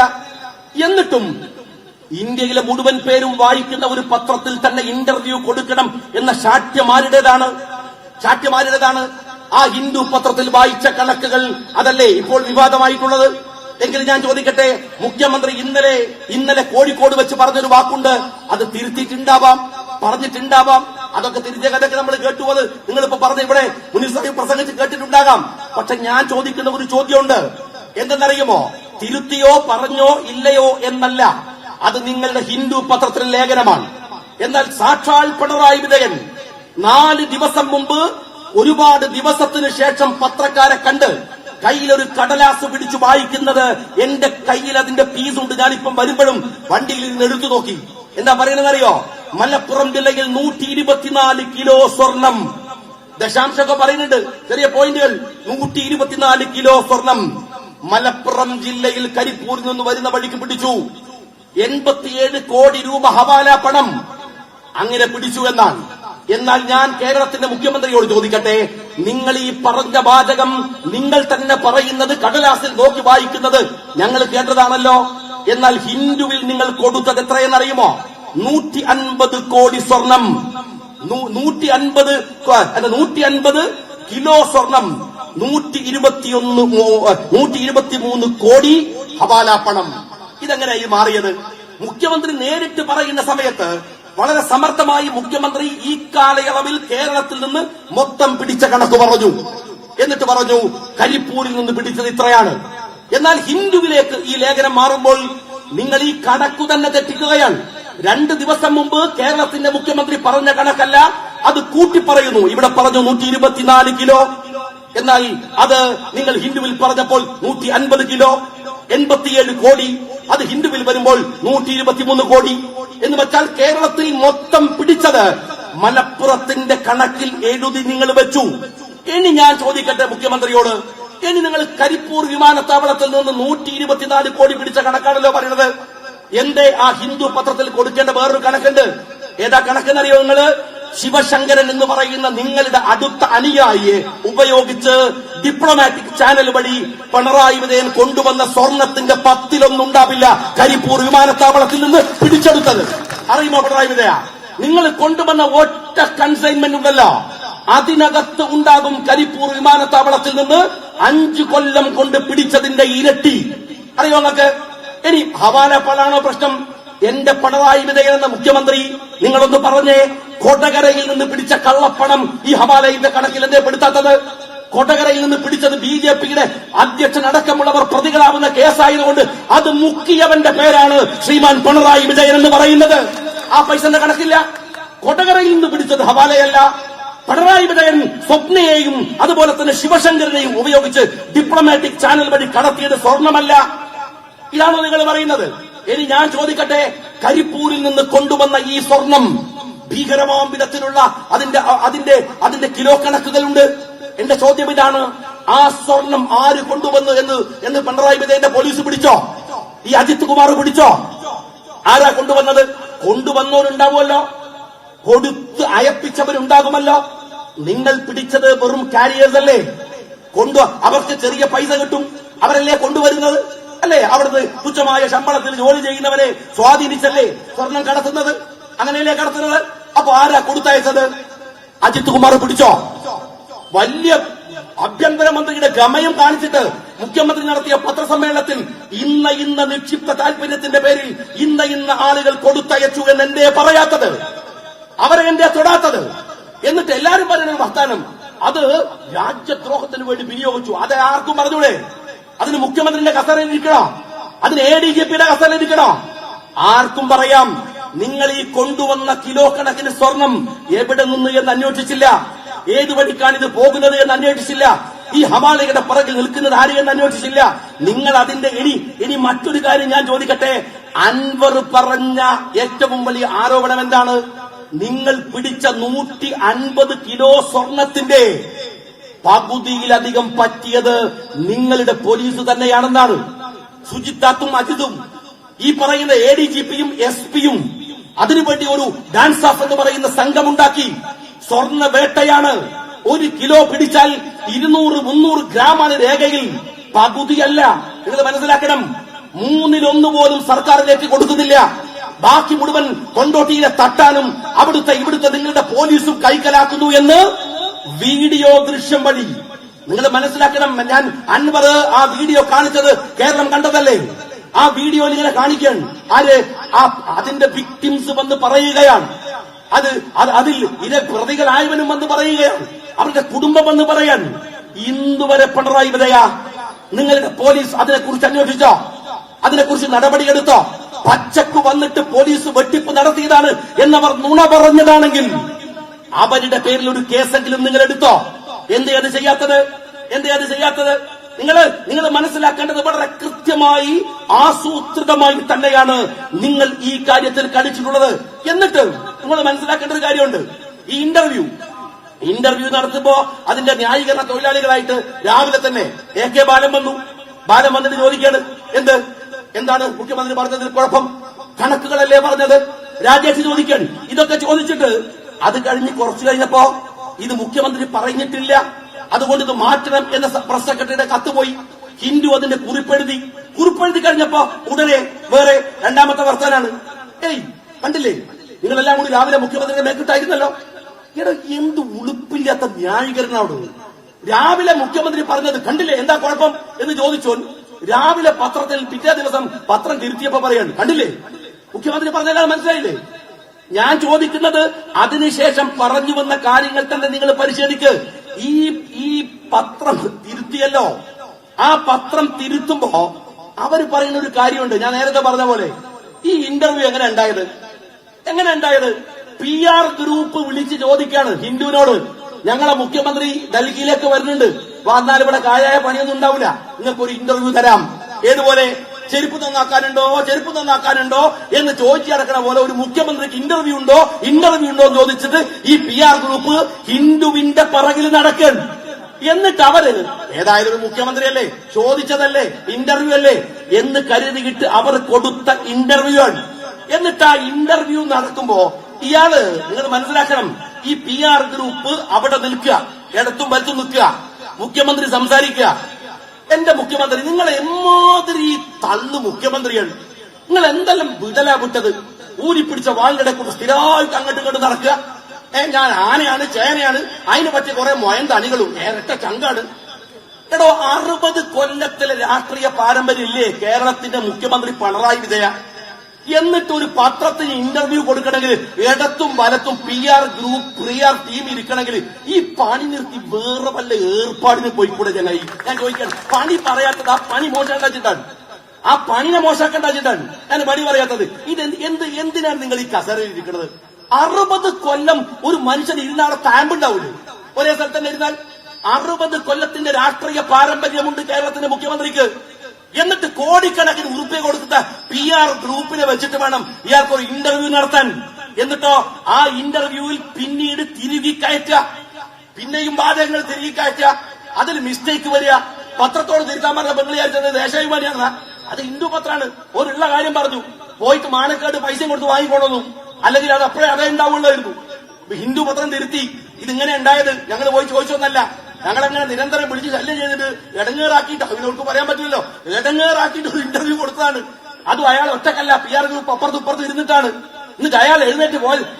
എന്റെ കേരളത്തിന്റെ മുഖ്യമന്ത്രി, അപ്പൊ നമ്മളൊക്കെ നിസ്സാരന്മാരാണ്, വളരെ താഴെ തട്ടിൽ പ്രവർത്തിക്കുന്ന പൊതുപ്രവർത്തകരാണ്. എന്നാലും ഇത് അവിടെ ചാനലുകാരൊക്കെ ഉണ്ട്. ഒരു ഇന്റർവ്യൂ ചാനലുകാർ നടത്തിയാൽ ഒരു സാമാന്യ യുക്തിക്ക് ചോദിക്കും, നാളെയാണ് പ്രക്ഷേപണം, ഞങ്ങൾ ഇതിൽ നിന്ന് എന്തെങ്കിലും മാറ്റേണ്ടതുണ്ടോ, എന്തെങ്കിലും കൂടുതൽ പറയാൻ നിങ്ങൾക്കുണ്ടോ? സ്വാഭാവികമായി ചോദിക്കും, ഇന്ന വിഷയത്തിൽ ഞങ്ങൾ ധൃതി കാണിച്ച് നിങ്ങളുടെ സമയം കുറഞ്ഞുപോയോ? അതൊരു ചാനലുകാർ കാണിക്കുന്ന മര്യാദയാണ്. ഞാൻ ഒരു പത്രം വഴി അല്ലെങ്കിൽ ഒരു ചാനൽ വഴി മുനീർ സാഹിബ് എന്തു പറയണമെന്നത് മുനീർ സാഹിബിന്റെ മാത്രം അവകാശമാണ്. അതിനെ വളച്ചൊടിച്ചു കൊടുക്കുന്നത് പത്രധർമ്മമല്ല എന്ന് ബോധ്യമുള്ള എല്ലാ പത്രക്കാരും ചോദിക്കും, നിങ്ങൾ ഉദ്ദേശിച്ചത് ഇത് തന്നെയല്ലേ? ആ ചോദ്യത്തിന് നിങ്ങൾ പറഞ്ഞത് അങ്ങനെ തന്നെ കൊടുക്കാമോ? എത്ര തവണ ചോദിക്കും? ഇതാ മുനീർ സാഹിബ് ഇരിക്കുന്നു, എന്നെ പോലെയുള്ള താഴെ തട്ടിലെ പ്രവർത്തകരോട് വരെ ചോദിക്കും. അപ്പോഴാണ് ഒരു മുഖ്യമന്ത്രിയുടെ ഇന്റർവ്യൂ എടുത്തിട്ട് ഞങ്ങളങ്ങ് കൊടുത്തോട്ടെ എന്ന്, അതും ഹിന്ദു പോലെ ഇന്ത്യയിൽ ഏറ്റവും വലിയ ക്രെഡിബിലിറ്റിയുള്ള ഒരു പത്രം അങ്ങനെ കൊടുക്കുമോ? ഒരിക്കലുമില്ല. അത് മുഖ്യമന്ത്രിയുടെ പ്രസ് സെക്രട്ടറിക്ക് അയച്ചു കൊടുത്തിട്ടുണ്ടാകും, മുഖ്യമന്ത്രി അത് പരിശോധിച്ചിട്ടുണ്ടാകും. അല്ലെങ്കിൽ CPM എന്ന് പറഞ്ഞ ഭയങ്കര സംഭവമല്ലേ. നിങ്ങൾ എന്തിനാണ് ഈ എന്താണ് ജോൺ ബ്രിട്ടാസിനെയൊക്കെ കൊണ്ടുപോയത്? മീഡിയ സഹായത്തിനല്ലേ. ആ ജോൺ ബ്രിട്ടാസിന് ഇയാള് കത്തിന്റെ ഇടയിൽ കൂടെ നടക്കണോണ്ട് ബ്രിണ്ണൻ കോളേജിൽ ക്ലാസ് കയറിയിട്ടുണ്ടാവില്ല. ഇതുവരെ ക്ലാസ് കയറിയ വിവരം പിണറായി വിജയൻ പറഞ്ഞിട്ടില്ല, കത്തിന്റെ ഇടയിൽ കൂടെ വരാന്തയിൽ നടക്കുന്ന കാര്യം പറഞ്ഞിട്ടുള്ളൂ. പക്ഷെ ജോൺ ബ്രിട്ടാസിന് നന്നായിട്ട് ഇംഗ്ലീഷ് അറിയാലോ, അയാളത് വായിച്ചു നോക്കാലോ. അങ്ങനെ എന്നിട്ട് കൊടുത്താൽ മതിയല്ലോ. നാളെ തന്നെ ഇത് വരണമെന്ന് നിർബന്ധമൊന്നുമില്ലല്ലോ. ആ പത്രത്തിൽ വന്നിട്ട് നിങ്ങൾ തിരുത്തിയത് ആരറിഞ്ഞു? ഞാൻ ചോദിക്കട്ടെ, ഇവിടെ വന്ന് ലീഗിന്റെ പൊതുയോഗം കേൾക്കുന്നവനോ അല്ലെങ്കിൽ ഇവിടുത്തെ മലയാള മീഡിയ നോക്കുന്നവനോ അറിയാം തിരുത്തിയിട്ടുണ്ട്. പക്ഷെ ഇന്ത്യയിൽ മുഴുവൻ വാർത്തയല്ലേ. ഒരു മുഖ്യമന്ത്രി പറയാണ്, ഇന്ന് 82-85% മുസ്ലിങ്ങൾ പാർക്കുന്ന ഒരു ജില്ല തീവ്രവാദത്തിന് വേണ്ടി പണമിറക്കുന്നു, തീവ്രവാദ പ്രവർത്തനങ്ങൾക്ക് വേണ്ടി സ്വർണം ഇറക്കുന്നു എന്ന് ഇന്ത്യയിൽ ഒരു രേഖ പോലെ പറഞ്ഞു വെക്കുന്നത് അത് ഈ ഇന്ത്യ രാജ്യത്തിലെ സംഘപരിവാര രാഷ്ട്രീയത്തിന് എത്രമാത്രം അപകടകരമായ വിധത്തിലുള്ള ആനുകൂല്യം കിട്ടലാണെന്ന് നിങ്ങൾ ചിന്തിച്ചു നോക്കിയിട്ടുണ്ടോ? എന്നിട്ട് അതിനെയും ന്യായീകരിക്കുന്ന കുറെ അടിമക്കൂട്ടങ്ങൾ. ഇപ്പൊ ഇവരുടെ സൈദ്ധാന്തിക വൈതാളികനുണ്ട് CPMന്റെ അശോകൻ ചെരുവില്. എനിക്ക് ആ മനുഷ്യനോടൊക്കെ പുച്ഛം തോന്നുന്നുണ്ട്. അയാള് മെനഞ്ഞാന്ന് പറയുന്നു, ഞാൻ അൻവറിന്റെ പ്രസംഗത്തിന്റെ താഴെ പോയി നോക്കി, ആരൊക്കെയാണ് ലൈക്ക് ചെയ്തിരിക്കുന്നത്, എന്തൊരു ജാഗ്രതയാണ്. ആരൊക്കെയാ ലൈക്ക് ചെയ്തിരിക്കണതെന്ന് ഈ അടിമ പണ്ടാരം പോയി നോക്കുന്നുണ്ട്. ഇവരൊക്കെ ആലോചിച്ച് നോക്ക്. CPM-ന്റെ സൈദ്ധാന്തിക വൈതാളികനാണ് ഇയാൾ. ഉളുപ്പില്ലാതെ പറയാണ്, ഞാൻ അൻവറിന്റെ പ്രസംഗത്തിന്റെ താഴെ പോയി നോക്കി ആരൊക്കെയാണ് അതിൽ ലൈക്ക് ചെയ്തിരിക്കുന്നത്, ആരൊക്കെയാണ് അതിൽ അഭിപ്രായം പറഞ്ഞിരിക്കുന്നത് എന്ന്. ഞാൻ എന്റെ പ്രിയപ്പെട്ട സഖാക്കളോട് പറയട്ടെ, ദയവ് ചെയ്ത് ഈ അടിമപ്പണി അവസാനിപ്പിച്ച് സഖാക്കളെ നിങ്ങൾ സഖാക്കളാവാൻ നോക്ക്. നിങ്ങൾക്ക് നിങ്ങളുടെ അഭിപ്രായമുണ്ട്. നിങ്ങൾ ഒരു പാർട്ടി എന്ന നിലക്ക് നിൽക്കാവുന്ന സ്പേസ് ഉണ്ട്. നിങ്ങളുടെ നേതാക്കന്മാർ പലപ്പോഴും അത് തെളിയിച്ചതാണ്. ഇങ്ങനെ അടിമയാവേണ്ട കാര്യമുണ്ടോ? ഇത്ര വലിയ ഈ എബ്രഹാം ലിങ്കണ് ഇവരെ പറഞ്ഞിട്ടും കാര്യമില്ല. ഇവരുടെ ശീലം അങ്ങനെ ആയിപ്പോയതുകൊണ്ടാണ്. എബ്രഹാം ലിങ്കൺ അമേരിക്കയിൽ അദ്ദേഹത്തിന്റെ അടിമ വ്യാപാരം അല്ലെങ്കിൽ അടിമ കച്ചവടം അവസാനിപ്പിക്കുന്ന ഒരു കാലത്തെ കുറിച്ച് പറയുന്നത് എഴുതിയത് ഞാൻ വായിച്ചിട്ടുണ്ട്. എവിടെയോ അതിൽ പറയുന്നുണ്ട്, എല്ലാവർക്കും മോചനം കൊടുത്തു. ബാരക്കിലൊക്കെ പോയിട്ട് പറഞ്ഞു, ഇറങ്ങിപ്പോയിക്കോളൂ, നിങ്ങൾക്ക് സ്വാതന്ത്ര്യമാണ്. അങ്ങനെ അടിമകളെല്ലാം കൂടെ സ്വാതന്ത്ര്യം കിട്ടിയതല്ലേ, ആവേശത്തിൽ തെരുവിലേക്കൊക്കെ ഇറങ്ങി വലിയ ബഹളം, എന്താണ് വലിയ മുദ്രാവാക്യമൊക്കെ ആയിട്ട് ഉഷാറായിട്ട് നിൽക്കുകയാണ്. ഉച്ചയായപ്പോൾ അവർക്ക് വിശക്കൽ തുടങ്ങി. വിശക്കുമ്പം ഭക്ഷണം എഴുതാൻ കിട്ടുക. ബാരക്കിലാണെങ്കിൽ അടിമയാണെങ്കിലും സമയത്തിന് ഭക്ഷണം ഉണ്ടാക്കി കൊടുക്കും. അപ്പൊ അവിടെ ഭക്ഷണം കിട്ടുമായിരുന്നു. അപ്പൊ ഇവര് പറയാണ്, അവിടെ തന്നെ നല്ലത്, ഇപ്പൊ ഭക്ഷണവും ഇല്ല, റോഡ് മുതലെത്തി സ്വാതന്ത്ര്യം തന്നിട്ട് എന്താ ചെയ്യാന്നാണ് എന്ന് വെച്ച സ്വാതന്ത്ര്യത്തിന്റെ വില അറിയില്ല. എന്റെ CPM-കാരാ, നിങ്ങൾ ഈ ജാതി അടിമരോഗം ബാധിക്കപ്പെട്ട് കഴിഞ്ഞിരിക്കുന്നു. നിങ്ങൾ സ്വതന്ത്രമായി ചിന്തിക്കുന്നില്ല. ഇതൊരു ശീലമായി മാറിയിരിക്കുന്നു. വെറുതെ ചിന്തിച്ചു നോക്കൂ. നിങ്ങൾ ഈ പാഴാക്കുന്ന സമയമുണ്ടല്ലോ. ജനാധിപത്യം, നിങ്ങളൊക്കെ വലിയ വർത്താനം പറഞ്ഞില്ലേ, ഞങ്ങളൊക്കെ മുസ്ലിം ലീഗ് പാർട്ടിക്ക് ഭയങ്കര എന്താണ്, ആ പാർട്ടിയിൽ ജനാധിപത്യമല്ല, ചോദ്യമല്ല. ഞങ്ങളൊക്കെ ഈ പാർട്ടിയിലുള്ളത് മനസ്സിലായി. ഞങ്ങള് ഏറ്റവും ശക്തമായി താഴെത്തട്ടിലെ ശാഖാ പ്രവർത്തകൻ മുതൽ മുസ്ലിം ലീഗിന്റെ സംസ്ഥാന കമ്മിറ്റിയിൽ ഇരിക്കുന്നവൻ വരെ അവന്റെ അഭിപ്രായം ആരുടെ മുഖത്ത് നോക്കിയും പറയാൻ ധൈര്യമുള്ള, ജനാധിപത്യ ബോധമുള്ള രാഷ്ട്രീയ പ്രവർത്തകരാണ്. ഞങ്ങളൊക്കെ പറഞ്ഞുകൊണ്ട് തന്നെ നിൽക്കുന്നത്, ഇതിനകത്ത് തന്നെ നിൽക്കുന്നത്. അതിന് ഷാജിക്ക് പ്രത്യേകിച്ച് കൊമ്പൊന്നുമില്ല, മുനീർ സാഹിബിന് പ്രത്യേകിച്ച് കൊമ്പൊന്നുമില്ല. എല്ലാവരും നിൽക്കുന്നത് പാർട്ടിക്കകത്താണ്. എന്താണ് അർത്ഥം അറിയുമോ? പാർട്ടിയുടെ ആകത്തുക ജനാധിപത്യമാണ്. ഇതിനകത്ത് അഭിപ്രായം പറയാൻ സ്വാതന്ത്ര്യമുണ്ട് എന്നതുകൊണ്ടാണ്. അത് ലീഗിനകത്തുണ്ട്. നിങ്ങളുടെ അഭിപ്രായം പറഞ്ഞ് ഏരിയ സമ്മേളനങ്ങൾ നടക്കുന്നു, നിങ്ങളുടെ പാർട്ടി സമ്മേളനങ്ങൾ നടക്കുന്നു. അപ്പോഴെങ്കിലും പാർട്ടിയുടെ അകത്ത് സ്വന്തമായ അഭിപ്രായ പ്രകടനങ്ങൾ നടത്താൻ നിങ്ങൾക്ക് കഴിയണം. അതിനെ ഒന്ന് ചിന്തിച്ചു നോക്ക്. ഈ നേതാക്കന്മാരുടെ മക്കള്, ഞാൻ എത്ര തവണ പറയുന്നതാണ്, എത്ര തവണ ഈ നേതാക്കന്മാരുടെ മക്കള് കണ്ണൂർ മുതൽ പരിശോധിച്ചോ. പിണറായി വിജയന്റെ മകൾ ഏറ്റവും വലിയ ഉദാഹരണം. ഇപ്പോഴും അദ്ദേഹം വെറുതെ പോലും VS അച്യുതാനന്ദൻ മരിച്ചുപോയിട്ടില്ലല്ലോ. ആ മനുഷ്യൻ കേരളത്തിന്റെ മുഖ്യമന്ത്രിയായിരിക്കുമ്പോ മകന്റെ പേരിൽ ഒരു ആരോപണം വന്നു. ആ ആരോപണം വന്നിട്ട് VS കത്തെഴുതിയത് നിങ്ങളുടെ കോത്താഴത്തെ പാർട്ടി സെക്രട്ടറിക്കല്ല, അറിയോ നിനക്ക്, CBIക്ക്. ആ മനുഷ്യന്റെ കൈ വറച്ചില്ല. മുഖ്യമന്ത്രി പദത്തിലിരുന്ന് CBIക്ക് കത്തെഴുതി. ആര്? VS അച്യുതാനന്ദൻ. എന്റെ മകന്റെ ഇതിലുള്ള പങ്ക് അന്വേഷിക്കണം. എന്റെ സഖാവ് പിണറായി വിജയ, CBIക്ക് കത്തെഴുതണ്ട. നിങ്ങളുടെ പിണറായിയിലെ പോലീസ് സ്റ്റേഷനിലെ ഒരു ഹെഡ് കോൺസ്റ്റബിളിനോടെങ്കിലും പറയാനുള്ള നട്ടല് നടുപ്പുറത്ത് നിങ്ങൾക്കുണ്ടോ? മകളെ കുറിച്ച് അന്വേഷിക്കണമെന്ന് പറയാൻ ഉണ്ടോ? നിങ്ങൾക്കറിയാം, ആരന്വേഷിച്ചാലും കുടുങ്ങുന്ന വിധമുള്ള അഴിമതി നിങ്ങളുടെ മകള് നടത്തിയിട്ടുണ്ട്. അതിന് കേരളത്തിന്റെ മുഖ്യമന്ത്രി കൂട്ടുനിന്നിട്ടുണ്ട്. അൻവർ വന്ന് ബഹളമുണ്ടാക്കുമ്പോഴും അൻവർ പോലും ഞാൻ പറയട്ടെ, അദ്ദേഹം പലതും പറഞ്ഞല്ലോ. ഞാൻ അദ്ദേഹത്തെ ബഹുമാനിക്കുന്നു. ആ പറയാൻ കാണിച്ച ധൈര്യത്തെ ഞാൻ ആദരവോടുകൂടി കാണുന്നു. കാരണം അത് നല്ലത് തന്നെയാണ്. അദ്ദേഹത്തിന് തിരിച്ചറിഞ്ഞല്ലോ, മനസ്സിലാക്കാൻ കഴിഞ്ഞല്ലോ. ഞാൻ ബഹുമാനിക്കുന്നു. ഇപ്പോഴും മനസ്സിലാവാതെ അവിടെ ജീവിക്കുന്ന, അടിമ ജീവിതം നയിക്കുന്ന ആടുകൾക്ക് അത് പറഞ്ഞാൽ മനസ്സിലായിക്കൊള്ളണമെന്നില്ല. പക്ഷേ അത് പറയാൻ ധൈര്യം കാണിച്ചതിനെ ഞാൻ ഹൃദയപൂർവ്വം അഭിവാദ്യം ചെയ്യുകയാണ്. പക്ഷേ ഒരു കാര്യം അൻവറിനോട് ഞാൻ ചോദിക്കട്ടെ. മിനിഞ്ഞാന്ന് മീഡിയകൾ ചോദിക്കുന്ന ഒരു ചോദ്യമുണ്ട്. എന്താണത്? തൃശൂരിൽ പൂരം കലക്കി സുരേഷ് ഗോപി ജയിക്കണമെന്ന് ആരെങ്കിലും പ്ലാൻ ചെയ്തതാണോ? അപ്പൊ അതിന് അദ്ദേഹത്തിന്റെ മറുപടിയുണ്ട്. കേന്ദ്രത്തിൽ നിന്ന് സഹായം ആവശ്യമുള്ളവരെ നിങ്ങൾക്കറിയാമല്ലോ എന്നാണ്. എന്റെ പ്രിയപ്പെട്ട അൻവർ, ഇപ്പോഴും അത് കേരളത്തിന്റെ മുഖ്യമന്ത്രിക്കും മകൾക്കും വേണ്ടിയാണെന്ന് ധൈര്യപൂർവ്വം പറയാൻ അൻവറിനുമായിട്ടില്ല.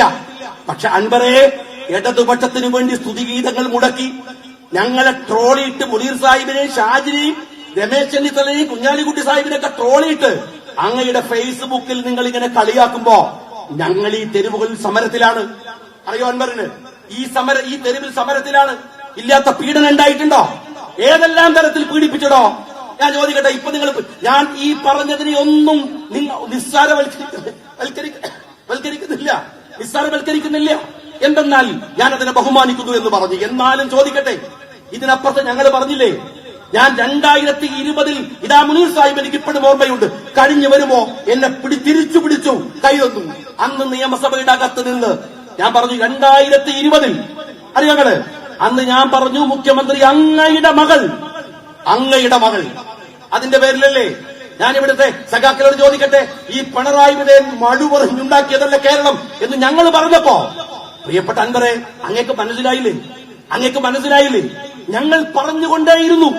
അതിനനുഭവിക്കാവുന്നത് മുഴുവൻ അനുഭവിച്ചു. ഇപ്പോഴും അറിയോ നിങ്ങൾക്ക്? പറയുന്നോണ്ട് മാത്രം പറയാൻ. മുനിസിപ്പാലിറ്റി അല്ല ഇത്. ഇവിടെ ഈ കാത അടക്കമുള്ളവര്, മാഷ അടക്കമുള്ളവർ എന്റെ വീട്ടിൽ വന്നിട്ടില്ലേ? മജീദ് മാഷ അടക്കം വന്നിട്ടില്ലേ? നിങ്ങൾക്കറിയാലോ, എന്റെ വീട്ടിൽ ഇപ്പോഴും നമ്പറില്ല. അൻവറിനറിയോ? ഇപ്പോഴും വീട്ടിന് നമ്പർ തരൂല. കോഴിക്കോട്ടെ കോർപ്പറേഷൻ തരൂല. കാരണം എന്താണ്? കോഴിക്കോട്ടിലെ ഏറ്റവും നിയമവിരുദ്ധമായി ഉണ്ടാക്കിയ വീട് KM ഷാജിയുടെ വീടാണ്. 6 തവണ ED-യും വിജിലൻസും അതുപോലെ ഞങ്ങളെ കോർപ്പറേഷനും വീട് അളന്നിട്ട് മതിയാവണില്ല. അവസാനം ഞാൻ കുടുംബടക്കം ചാലിയത്തേക്ക് ഭാര്യ വീട്ടിലേക്ക് താമസം മാറ്റി. കാരണം ആഴ്ചക്ക് അളവാണ്. അതിനനുസരിച്ച് സാധനം എടുത്ത് മാറ്റണം. ഒരു 3-ാമത്തെ തവണ ആയപ്പോ ഞാൻ പറഞ്ഞു, ഇനി അളവ് തീർന്നിട്ട് സാധനം എടുത്ത് വെച്ചാൽ മതി. എത്ര ദിവസം അളന്നടോ? എത്ര ദിവസം? അത് കഴിഞ്ഞിട്ട് എന്റെ കേസ് കോടതി പുല്ലുപോലെ വലിച്ചെറിഞ്ഞ ദിവസം കോഴിക്കോട്ടെ പത്രസമ്മേളനത്തിൽ ഞാൻ പറഞ്ഞൊരു വാക്കുണ്ട്. എന്താ അറിയോ? ഞാൻ ആ സമയത്തൊക്കെ ദ്വാരുന്നത്, അല്ലാഹുവേ പിണറായി വിജയന് നീ ആയുസ് നീട്ടിക്കൊടുക്കണമെന്നാണ്. ഇവരെ ഭാര്യ പോലും അങ്ങനെ പ്രാർത്ഥിച്ചിട്ടുണ്ടാവില്ല. നീട്ടിക്കൊടുക്കണമെന്നാണ്. ആ ദുആ എന്തിനാണെന്നറിയോ? ഇങ്ങനെ നേരത്തെ മുനീർ സാഹിബ് പറഞ്ഞ പോലെ തുണിയഴിഞ്ഞ് ജനങ്ങളുടെ മധ്യത്തിൽ ഈ മനുഷ്യൻ നിൽക്കുന്നത് കാണുമ്പോണ്ടല്ലോ, ഈ വയർപ്പ് പുറത്തല്ല, അകത്തൊഴുകുന്നുണ്ട്. അറിയോകള് അത്രക്ക് പീഡിപ്പിച്ചിട്ടുണ്ട്. എന്തിന്? ഞാൻ ആ മനുഷ്യനുമായി വ്യക്തിപരമായി എന്തെങ്കിലും പ്രശ്നമുണ്ടോ? എന്താണുള്ളത്? സത്യം വിളിച്ചു പറഞ്ഞു, നേര് വിളിച്ചു പറഞ്ഞു. നേര് വിളിച്ചു പറയുമ്പോ അപ്പുറത്തൊന്ന് കൊമ്പുണ്ടോ നോക്കാൻ ഞാൻ നിങ്ങളെപ്പോലെ ഭീരുവല്ല സഖാക്കളെ. ഞാൻ ഭീരുവല്ല. ഏത് കൊമ്പത്തെ തമ്പുരാൻ വന്നാലും ശരിയെന്ന് തോന്നിയാൽ അവരുടെ മുഖത്ത് വന്ന് വിളിച്ചു പറയും, പടച്ച റബ്ബിനല്ലാതെ എന്നെ പോലത്തെ ഒരു പുല്ല് പടപ്പിനെയും പേടിയില്ലടോ. അതുകൊണ്ട് എന്നാ പറഞ്ഞത് അത് പറയും. കാരണം എന്നെ വിശ്വസിച്ച് വോട്ട് തന്ന കുറെ ആൾക്കാരുണ്ട്. ഞാൻ ജയിച്ചത് കൊടുവള്ളി മുനീർ സാഹിബ് കൊടുവള്ളിയിൽ ഈ തവണ അദ്ദേഹം കോഴിക്കോട് നിന്നാണ്, ഞാൻ കണ്ണൂരിൽ നിന്നാണ് ജയിച്ചു വന്നത്. പിന്നെ വെറുതെ വലിയ വർത്താനം പറയേണ്ട ആവശ്യമില്ലല്ലോ. ആകെ ഒരു 10 വോട്ട് 30 വോട്ടിന്റെ ജയാണ്. അപ്പൊ വെറുതെ അതിന് ഓശാനം കാണിക്കേണ്ട. ഉള്ള സമയം ഉള്ള ഊക്ക് വെച്ച് പറഞ്ഞു. നിങ്ങളെ പേടിച്ചിട്ടില്ല. മനസ്സിലായാൻ പറയും. അന്നും ഞങ്ങളിത് പറഞ്ഞിട്ടുണ്ട്. അതുകൊണ്ട് തന്നെ നിങ്ങൾ ആലോചിക്ക്, നിങ്ങൾ ഇവരുടെ ഏത് മക്കള്, പിണറായി വിജയന്റെ മകൻ ഒരു ഷൈയുള്ള ആളാണ്. മോളെ പോലെയല്ല. ഒരു ഒതുങ്ങി എങ്ങനെ പോകാം. കാരണം വിദേശത്തൊക്കെ പോയി പഠിച്ചപ്പോ എന്തോ സെൻസ് ഉണ്ടായിട്ടുണ്ടാവും. പക്ഷേ മോശം തന്നെ ഇപ്പൊ ഒറ്റ തട്ടാണ്. എന്നിട്ട് അമ്മോശനെ കയറിയുന്നു. മറ്റേ ക്യാമറയിൽ അമ്മോശനാധിപതി ഇല്ലേ? എടാ, ഇതെന്തൊരു പാർട്ടിയാണോ? ഞാൻ അറിയാണ്ട് ചോദിക്കുക CPM-കാരാ, നിങ്ങൾ എന്തിനേയും ന്യായീകരിക്കുന്നത്? ആഫീസ് പോയ ശിവശങ്കരൻ, രവി, പിന്നെയോ ശശി, എന്തൊരു ചൊറുക്കുള്ളവനാണ് ഇവനൊക്കെ ആഫീസിൽ. എന്നുവെച്ചാ കള്ളന്മാര് കൊള്ളക്കാർ എല്ലാ സാധനവും ആഫീസിൽ. വീട്ടിൽ പോയാലോ മോന്റെ അമ്മോഷൻ, അപ്പുറത്തെ റൂമിൽ മരുവൻ, മൊത്തം ഒരു കള്ളൻ ഫാമിലിയാണ്. ഇതെന്ത് പാർട്ടിയാണോ? അതിനെ താങ്ങിയിട്ട് ഉളുപ്പില്ലാതെ സംസാരിച്ച് കിടക്കല്ലേ നിങ്ങൾ? ഒരു മുഖ്യമന്ത്രി ഇതുപോലെ പ്രതി ചേർക്കപ്പെട്ട ഒരു സന്ദർഭം കേരള രാഷ്ട്രീയത്തിൽ എപ്പോഴുണ്ടായത്? ഇതുപോലെ ഒരു കള്ളനായ പലരും ആരോപണ വിധേയരായിട്ടുണ്ട്. എന്നാൽ എത്ര കൃത്യമായി കള്ളത്തരത്തിന് വേണ്ടി രാജ്യത്തെ ഒറ്റുകൊടുത്ത ഒരുത്തൻ ഈ പിണറായി വിജയനെ പോലെ വേറെ ആരാ ഉള്ളത്? നിങ്ങൾ പറ. അയാളെ മക്കളാകനെ ആരെ മക്കൾ? EP ജയരാജന്റെ മക്കൾ. ജയരാജൻ ചൊടിച്ചിട്ടൊക്കെ പോയല്ലോ. എന്താ ചൊടിച്ചു പോയാൽ ഉണ്ടാക്കി വെച്ചത് എത്രയാ? ആ റിസോർട്ടിന്റെ വില എത്ര കോടിയാ? 10 കോടിയോ 100 കോടിയാണോ? BJP-യുടെ നേതാവ് വാങ്ങിയ റിസോർട്ട് അയാളുമായി ഷെയറാണ്. അറിയാങ്ങള്, എന്റെ മണ്ഡലത്തിലാണ് EP ജയരാജൻ ഉണ്ടായിരുന്നത്. എനിക്കറിയാം ആരുടെ മക്കളാണോ ഈ പറയുന്ന നേതാക്കന്മാരുടെ. ആരുടെ മക്കള് ഇംഗ്ലാബ് കുടിച്ച് റോഡുമ്പോ കിടക്കണവർ ഒറ്റ ഒരുത്തല്ല. ഇതാ ഈ വലിയ ഡയലോഗ് അടിക്കുന്ന കോഴിക്കോട് ജില്ലയിലെ CPM-ന്റെ ജില്ലാ സെക്രട്ടറി മോഹന മാഷില്ലേ? അയാൾക്ക് എത്ര വീടുണ്ടെന്ന് ഞാൻ പറയണോ?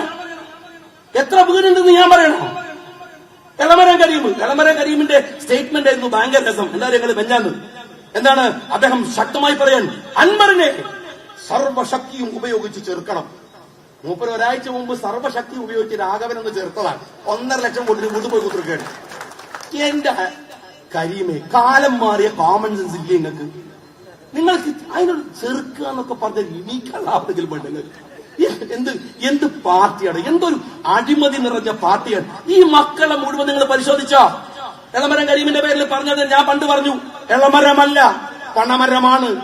പക്ഷേ ഒക്കെ വിദഗ്ധന്മാർ പലതരത്തിൽ ഇതൊക്കെ അടിച്ച് ആരാണ് താഴെ ഇതാ ഒരു ജോർജൻ തോമസ് തൊട്ടടുത്ത്. ഇത് കൊടുവള്ളിയല്ലേ ഞാൻ സംസാരിക്കുന്നത്, വെറുതെ ഏതെങ്കിലും പറഞ്ഞു പോണോ? ഇതൊന്നും ഇന്നലെ അൻവറിന്റെ പ്രസംഗം കേട്ടതിന് ഉണ്ടായ ശേഷം ഉദോദയല്ല. ഇതേ കൊടുവള്ളിയിൽ വന്ന് ഞാൻ പറഞ്ഞിട്ടില്ലേ? ഇവിടെ വന്ന് ഞാൻ പറഞ്ഞിട്ടുണ്ട്. ആരാണോ അവിടെ വെക്കുന്നത്? ഒരു വൃത്തികെട്ട പോക്സോ കേസിൽ പോലും അതിന്റെ പൈസ വാങ്ങി ഞണ്ണാൻ ഉളുപ്പില്ലാത്ത നിങ്ങളുടെ CPM നേതാക്കന്മാര് ഈ നാട്ടിലുണ്ട്.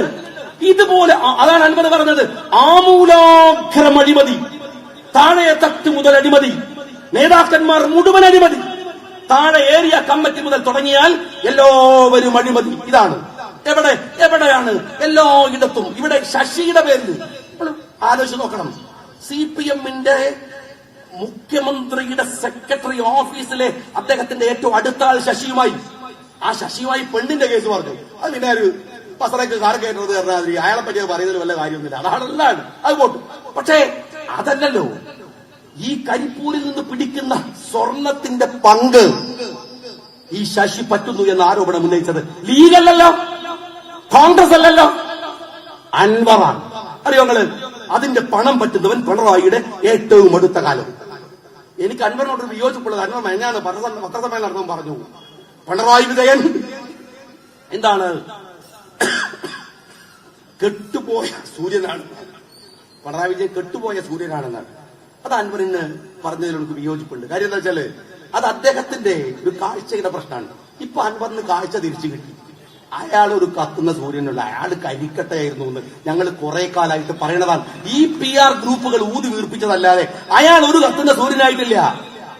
അൻവർ പറയുന്ന വേറൊരു വർത്താനങ്ങൾ കേട്ടോ. ഇനി CPM എന്ന് പറയുന്ന പാർട്ടിയിൽ റിയാസ് മാത്രം പോരല്ലോ. കോഴിക്കോട്ടോട് ഞാൻ ചോദിക്കട്ടെ, ഇപ്പൊ ഇന്ന് പത്രക്കാരുടെ ഹാലെടുത്തല്ലോ റിയാസിന്, കുറച്ച് പൊള്ളിയല്ലോ. എന്താ പത്രക്കാരുടെ ഒക്കെ സംസാരം? നിങ്ങൾ മറ്റൊരാളാണ്. ഉടനെ അങ്ങനെയാണ് പത്രക്കാരന്റെ മേക്കെട്ട് തട്ടിക്കയറുകയാണ്. എന്നിട്ട് പറയാം നിങ്ങളൊക്കെ പ്ലാൻ ചെയ്തതാണ്. എന്റെ റിയാസെ, നിന്റെ അമ്മോഷന്റെ അഴിമതിയൊക്കെ ആണ് നിൽക്കട്ടെ. നിന്റെ ഭാര്യയുടെ പേരിൽ, മുഖ്യമന്ത്രിയുടെ മകളുടെ പേരിലുള്ള അഴിമതിയുടെ 100 കണക്കിന് കേസ് അവിടെ നിൽക്കട്ടെ. ഞാൻ ചോദിക്കട്ടെ, ഈ കോഴിക്കോട് കോർപ്പറേഷനിലും ഈ പരിസരത്തും നിങ്ങൾ ഈ മന്ത്രി നടത്തുന്ന അഴിമതിയുടെ കണക്കാണ്. ഞങ്ങൾ ഒന്ന് ബീച്ചിലേക്ക് പോയി നോക്ക്. അവിടെ വരുന്ന കോഫി ഷോപ്പുകളുണ്ട്. നിങ്ങൾ എന്റെ വീടിന്റെ അളക്കാൻ വേണ്ടി 4 ദിവസം വന്നല്ലോ. ആ കോഫി ഷോപ്പുകൾ ഏത് പെർമിഷൻ അടിസ്ഥാനത്തിൽ, ഏത് തീരദേശ നിയമം വെച്ചിട്ടാണ് അവിടെ ഉണ്ടാക്കിയത്? ആർക്കത് കൊടുത്തത്? അതിന്റെ ഒരു വിഹിതം പറ്റുന്നത് ഈ പറയുന്ന മന്ത്രി അടക്കമുള്ളവരാണ്. അതിന്റെ മാത്രമല്ല, കോഴിക്കോട് അനധികൃതമായി വരുന്ന നിരവധി കെട്ടിടങ്ങളുടെ ആനുകൂല്യം പറ്റുന്നവർ ഇവരുടെ മന്ത്രി, ഈ പറയുന്ന റിയാസ് അടക്കമുള്ളവരുണ്ട്. നിങ്ങൾ ഈ പറഞ്ഞതിന് കൊണ്ടുപോയിട്ട് കേസ് കൊടുക്കും. ഞാനാണെങ്കിൽ കേസൊക്കെ തീർന്ന ഒരു ഇതിൽ നിൽക്കുകയാണ്. ഒരു കേസില്ലെങ്കിൽ ഒരു ഉഷാറില്ല. അപ്പൊ കേസ് ഒന്ന് കൊടുക്കും, കൊണ്ടുപോയിട്ട് നിങ്ങൾ കൊണ്ടുപോയി കൊടുക്കും. ഞാൻ വെല്ലുവിളിക്കുകയാണ്. കോഴിക്കോട് കോർപ്പറേഷനകത്ത് നിങ്ങൾ ഓരോ മണലും വിൽക്കുകയാണ് ഈ പറയുന്ന റിയാസിന്റെ നേതൃത്വത്തിൽ, അവിടുത്തെ ഡെപ്യൂട്ടി മേയറുടെ നേതൃത്വത്തിൽ. ഞാൻ മേയറെ പറയണില്ല, നിങ്ങൾ വിറ്റ് കാശാക്കുകയാണ്. എന്നിട്ട് നിങ്ങൾ പത്രക്കാരുടെ മേക്കിട്ട് കയറി ചൂടാവുക. ഒരു കാര്യം നിങ്ങൾ മനസ്സിലാക്കണം. ഇവിടെ അൻവർ പറഞ്ഞൊരു കാര്യം, അൻവറിനോട് ഞാൻ പറയുന്നത്, ഇതൊക്കെ ഞങ്ങൾ പറഞ്ഞതാണ്. ഏതാണെന്നറിയോ അൻവറെ? ഏതാ സംഭവം അറിയോ? അൻവർ പറഞ്ഞു, എന്താണ്, കൊടിയേരി സഖാവ് അല്ലേ അത് ഉണ്ടായിരുന്നെങ്കിൽ. എന്റെ അൻവറെ, നിങ്ങൾ പറഞ്ഞല്ലോ കൊടിയേരി സഖാവ് മരിച്ചു കിടക്കുന്നിടത്ത് നിന്ന് ആ മനുഷ്യന്റെ ഭൗതിക ശരീരം AKG സെന്ററിൽ ഒന്ന് കൊണ്ടുപോയി വെക്കണമെന്ന് കുടുംബാഗ്രഹിച്ചു. അൻവറെ, അന്ന് ഞങ്ങൾ പറഞ്ഞിട്ടുണ്ട്, മുനീർ സാഹിബ് പറഞ്ഞിട്ടുണ്ട്, ഞങ്ങളെല്ലാ ലീഗ് പ്രവർത്തകരും പറഞ്ഞിട്ടുണ്ട്. അന്ന് പിണറായി വിജയൻ കാണിച്ചത് മുഴുവൻ നാടകമായിരുന്നു. മോനെയും മരുമാനുണ്ടാവുമല്ലോ എപ്പം കൂടെ. നിങ്ങൾ മനസ്സിലാക്കണം, പേരക്കുട്ടി എന്തിനാണോ ഞങ്ങൾ അതിന്റെ ചെലവ് തരുന്നത്? ആ കോട്ടും സൂട്ടും വരെ ഞങ്ങളെ പൈസ അല്ലേ പിണറായി വിജയ? ഒരു ഉദ്യാർക്കം വേണ്ട. മോളെ നോക്കിക്കോ, പേരക്കുട്ടികളുടെ മുമ്പിൽ ഇങ്ങനെ നടക്കണത്. മുഖ്യമന്ത്രിനേക്കാൾ മുമ്പിൽ എവിടെ പോയാലും, ലോകത്ത് എവിടെ പോയാലും ആരുടെ ചെലവില്, ഏത് പ്രോട്ടോകോൾ അനുസരിച്ചിട്ട്? ആ പേരക്കുട്ടിയെയും കൂട്ടിയിട്ട് നിങ്ങൾ ടൂർ പോയത് കൊടിയേരിയുടെ ചിതയടയുന്ന അതാണ് എന്നാണ് എരിഞ്ഞടങ്ങുന്നതിന് മുമ്പാണ്. അന്ന് മുഖ്യമന്ത്രി അസ്വസ്ഥനായത് എന്താണെന്നറിയുമോ? ആളുകൾ, ആയിരക്കണക്കിന് ആളുകൾ ഇങ്ങനെ കാണാൻ നിൽക്കുകയാണ്. കൊടിയേരി കണ്ണൂർ ജില്ലയിലെ ഏതൊരു സഖാവിനും അവന്റെ ഹൃദയത്തുടിപ്പാണ് മറ്റെല്ലായിടത്തും ഉള്ളതിനേക്കാൾ. അവർ പോയാൽ അദ്ദേഹത്തിന്റെ ഒരു സൗമ്യഭാവമുണ്ട്. ഏറ്റവും വലിയ ശക്തമായ അദ്ദേഹത്തിന്റെ കുടുംബത്തിന്റെ ഇടപെടൽ പലപ്പോഴും അദ്ദേഹത്തെ ആരോപണ വിധേയനാക്കിയിട്ടുണ്ടെങ്കിലും കൊടിയേരിയുമായി നേരിട്ട് പരിചയമുള്ളവർക്കറിയാം, പിണറായി സഖാവിനെ പോലെയുള്ള ഒരാളല്ല കൊടിയേരി. ഇപിയും അങ്ങനെ തന്നെയാണ്. പക്ഷേ നന്നായി പെരുമാറാൻ അറിയാം, എല്ലാവരുമായി ബന്ധമുണ്ട്. 10,000-കണക്കിന് ആളുകൾ ക്യൂ നിൽക്കുമ്പോ ആ ക്യൂ തട്ടിമാറ്റി ഗോവിന്ദൻ എന്ന് പറയുന്ന അടിമയെ കൊണ്ട് ആ മൃതശരീരം സംസ്കരിക്കാൻ എടുപ്പിച്ചു പിണറായി വിജയൻ. എന്തിന്? തൊട്ടു പിറ്റേ ദിവസം പോകുന്ന ഫ്ലൈറ്റ് ഡിലേ ആവാതിരിക്കാൻ. ആജാതി സഖാവായാണ്. അറിയോങ്ങള് അൻവറിൽ അത് മനസ്സിലാകാൻ ദിവസങ്ങൾ കഴിയേണ്ടി വന്നു. പക്ഷേ ഞങ്ങൾക്കത് നേരത്തെ മനസ്സിലായി. ഇനി ഒരു കാര്യം ഞാൻ പറയട്ടെ അൻവറെ, ഒരു സങ്കടമുള്ള കാര്യം. അതെന്താണെന്നറിയോ? എനിക്ക് അൻവറിന്റെ നിലമ്പൂരിലെ പ്രസംഗം രാഷ്ട്രീയ കേരളത്തെ ഇവിടുത്തെ മീഡിയകൾ കാണിച്ചുകൊണ്ടിരുന്നപ്പോ ഞാനിങ്ങനെ നോക്കി നിന്നിരുന്നു. എനിക്ക് വല്ലാത്ത പ്രയാസം തോന്നിയ ഒരു സീനുണ്ടായിരുന്നു അതിൽ. കാരണം അൻവർ പ്രസംഗിച്ച് തുടങ്ങാൻ. അൻവർ പറയാണ്, ഞാനിതാ ഇവിടെ വന്നിരിക്കുന്നു. എന്റെ വാപ്പ ഷൗക്കത്ത് അലി, എന്റെ കുടുംബം, ഞാൻ പഠിച്ച കോളേജ്, അവിടെ എന്റെ സുഹൃത്തുക്കൾ, അവിടുത്തെ സിസ്റ്റർമാർ, എന്റെ ഡ്രൈവർ, എന്റെ ഗൺമാൻ, എന്റെ വീട്ടിൽ ഭക്ഷണം വെച്ച് തരുന്നവൻ, എന്റെ വീട്ടിലെ വേലക്കാർ, ഓരോരുത്തരുടെ പേരും പറയുകയാണ്. അവർ ഇന്ന മതം, ഇന്ന മതം, ഇന്ന മതം. എന്നിട്ട് എന്നെയാണോ വർഗീയവാദി എന്ന് വിളിക്കുന്നത്?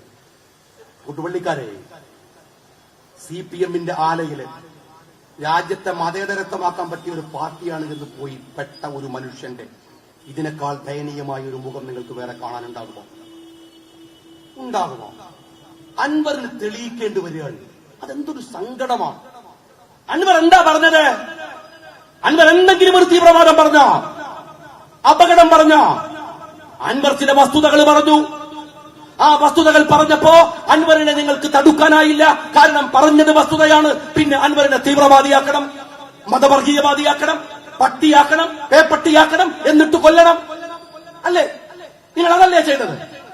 എത്ര നിസ്സഹായനായിട്ടാണ് ഒരു മനുഷ്യൻ, ഇടതുപക്ഷത്തിന്റെ MLA പദം ഇപ്പോഴും കയ്യിൽ വെച്ച ഒരു മനുഷ്യൻ, ആയിരക്കണക്കിന് മനുഷ്യർ തടിച്ചുകൂടിയ വേദിയിൽ പറയാണ്, ഞാൻ മതേതരവാദിയാണ്. തെളിവ് കണ്ടോ? എന്റെ കൂടെ ഇന്ന ആളൊക്കെ. എന്തിനാണ് മിസ്റ്റർ അൻവർ അങ്ങനെ പറഞ്ഞത്? ഞാൻ ചോദിക്കുകയാണ്, എന്തിനാണ്? സങ്കടമുണ്ടതിന്. അങ്ങ് ഷൗക്കത്ത് അലിയുടെ മകനല്ലേ? ഒരു വാപ്പ, ധീരനായ ഒരു വാപ്പയുടെ മകനല്ലേ? പാർലമെന്റിലേക്ക് മത്സരിച്ച ഒരു വാപ്പയുടെ മകൻ. അങ്ങയുടെ പിതാമഹന്മാരെ പരിശോധിച്ചു നോക്ക്. ഈ രാജ്യം തകർക്കാൻ വെള്ളക്കാരൻ വരുമ്പോ അവനെ തുരത്തി ഓടിക്കാൻ വിരിമാറ് കാണിച്ചവരാണ് നന്റെ വല്യപ്പമാർ, ഈ നാട്ടിലെ മാപ്പിളമാർ. അതിൽ നന്റെ വാപ്പ ഷൗക്കത്ത് അലിയുമുണ്ട്. അറിയുമോ അൻവറിന്? നിങ്ങൾ ആരോടാണ് ഈ മതേതരത്വം പറയുന്നത്? ഈ രാജ്യം സ്വാതന്ത്ര്യം പറന്നു വീടുമ്പോ ഈ നാടിനെ ഒട്ടുകൊടുത്ത കള്ള കമ്മ്യൂണിസ്റ്റുകളോടാണോ നിങ്ങൾ മതേതരത്വം പറയുന്നത്? ഈ രാജ്യത്തെ ഒറ്റുകൊടുത്ത RSSകാരനോടാണോ നിങ്ങൾ മതേതരത്വം പറയുന്നത്? അവരല്ലേ കള്ളന്മാർ, അവരല്ലേ കള്ളന്മാർ. അൻവറെ, നിങ്ങൾ വർഗീയവാദിയാണ് എന്ന് നിങ്ങളോട് പറഞ്ഞപ്പോ ഈ ചരിത്രമൊക്കെ നിങ്ങൾക്ക് പറയേണ്ടി വന്നില്ലേ? ഞങ്ങൾ പിറന്നു വീണത് ലീഗിലാണ്, മുദ്രാവാക്യം വിളിക്കുന്നത് ലീഗിനാണ്, സംസാരിക്കുന്നത് ലീഗിനാണ്, പണിയെടുക്കുന്നത് ലീഗിന് വേണ്ടിയാണ്. എന്നാൽ ഞങ്ങളോടെങ്ങാനും നേർക്കുനേരെ നിന്ന് ഒരുത്തൻ വർഗീയവാദി എന്ന് വിളിച്ചാൽ അവന്റെ ചെവിക്കുറ്റി പൊട്ടിച്ചിട്ടല്ലാതെ ഏത് കേസ് വന്നാലും നിങ്ങളൊക്കെ ആരാണോ? ഈ രാജ്യത്ത് പിറന്നു വീണ ഒരുത്തന്റെ മതേതരത്വം ചോദിക്കാൻ ആരാണോ ഈ കമ്മ്യൂണിസ്റ്റുകാരന് അവകാശം തന്നത്? ആരാണ്? നിങ്ങൾ വലിയ വലിയ രാജ്യസ്നേഹികൾ. ഈ പിണറായി വിജയൻ RSSന്റെ വോട്ട് വാങ്ങിയിട്ടല്ലേ ആദ്യം നിയമസഭയിലേക്ക് വന്നത്, ആദ്യം കാലുകുത്തിയത്? ഈ രാജ്യത്തെ ഒറ്റുകൊടുക്കുന്ന RSSകാരന്റെ കൂടെ ജയിലിൽ കൂട്ടുന്നവരല്ലേ നിങ്ങള്? ഈ RSSകാരന്റെ കൂടെ ക്വിറ്റ് ഇന്ത്യ സമരത്തെ പാര വെച്ചവരല്ലേ നിങ്ങള്? എന്നിട്ട് ഞങ്ങളുടെ മതേതരത്തെ ചോദിക്കാൻ പോയി പണി നോക്കണോ നിങ്ങളൊക്കെ? ഞങ്ങൾ ഈ മണ്ണിൽ പറന്നവരാണ്, ഈ മണ്ണിന് വേണ്ടി പൊരുതി ഭരിച്ച ബാപ്പമാരുടെ മക്കളാണ്.